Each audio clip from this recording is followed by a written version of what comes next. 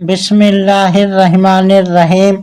हिजरत मदीना, जुदाई की घड़ियाँ। मदीना मुनव्वरा के लोगों से अहद व पैमा कर लेने के बाद इमामुल अंबिया सल्लल्लाहु अलैहि वसल्लम नबूवत के 13वीं साल 28 सफरुल मुजफ्फर जुमारात के दिन मदीना मुनव्वरा की तरफ हिजरत के लिए तैयार हो गए।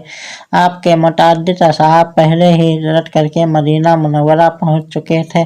कुफ्फार मक्का आपको माअज़ल्लाह कत्ल कर देने के प्रोग्राम मुरतब कर रहे थे और आप अपनी साहबजादियों जनाब उम्मे कुलसूम और जनाब सैयदा फातिमतुज़ ज़हरा को हज़रत सौदा रज़ियल्लाहु तआला अन्हा के पास छोड़कर मदीना मुनव्वरा की तैयारी कर रहे हैं।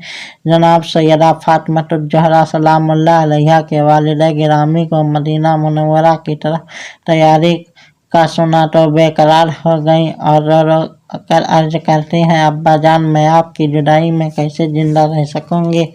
मेरा तो अभी से दिल डूब जाता है। आपको वहाँ तशरीफ़ ले जाना बहुत ही ज़रूरी है, तो हम दोनों बहनों को भी साथ ही लेते चले। सरकार दो आलम सल्लल्लाहु अलैहि वसल्लम ने आपके सर पर दस्ते शफ़क़त फेरते हुए फरमाया, खुदा का हुक्म यही है कि हम ऐसी हालत में हिजरत करें। हमें रात के वक्त छिपते छिपाते सफ़र का आगाज़ करना है, इसलिए तुम्हारे साथ ले जाना निहायत मुश्किल है। हालात ठीक होते तो हम तुम्हें छोड़कर कैसे जा सकते थे बेटे, यह जुदाई आरजी है।